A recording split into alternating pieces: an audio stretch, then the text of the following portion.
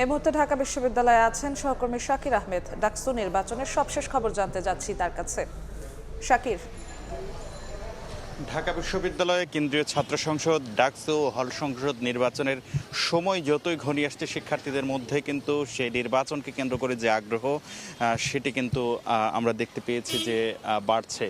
যদি বলতে যাই, আজ কিন্তু 509টি ফর্ম যে কেন্দ্রীয় ছাত্র সংসদের বিভিন্ন পদে প্রতিদ্বন্দ্বিতার জন্য প্রার্থীরা জমা দিয়েছেন, সেগুলো রিটার্নিং অফিসারের কার্যালয়ে যাচাই বাছাই চলছে এবং প্রাথমিকভাবে আজ সন্ধ্যায় যে খসড়া প্রার্থী তালিকা সেটি প্রকাশ করা হবে। পরবর্তীতে আরও যাচাই বাছাই এবং প্রত্যাহারের যে সুযোগ রয়েছে, সেই প্রত্যাহারের সুযোগে যারা প্রত্যাহার করবেন তাদের বিষয়টি বাদ দিয়ে আসলে যে চূড়ান্ত প্রার্থী তালিকা সেটি প্রকাশ করা হবে।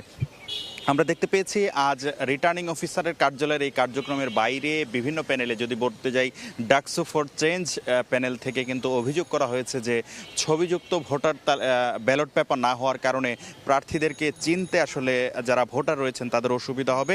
সেই ক্ষেত্রে তারা কিন্তু বলছেন যে ছবিযুক্ত ব্যালট পেপার যেন করা হয়, অর্থাৎ ব্যালট পেপারের জন্য প্রার্থীদের ছবি রাখা হয়, সেই দাবিটি তারা জানিয়েছেন।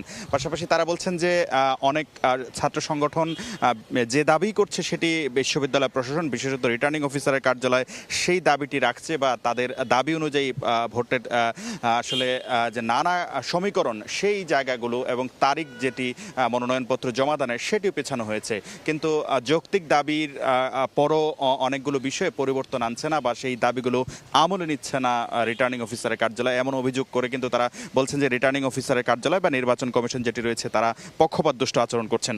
তবে রিটার্নিং অফিসার বলছেন যে তারা যে নিয়ম কানুন রয়েছে, আচরণবিধি রয়েছে বা নির্বাচন পরিচালনার যে ম্যানুয়াল রয়েছে সেগুলোকে তারা পুঙ্খানুপুঙ্খভাবে অনুসরণ করে সবার জন্য লেভেল প্লেইং ফিল্ড নিশ্চিত করে একটি গ্রহণযোগ্য নির্বাচনের ব্যবস্থা কিন্তু তারা করছেন। তো এই ছিল আমার কাছে ঢাকা বিশ্ববিদ্যালয় থেকে ডাকসু এবং হল সংসদ নির্বাচনের যে মনোনয়নপত্র যাচাই বাছাই সহ নির্বাচনের সর্বশেষ খবরাখবর।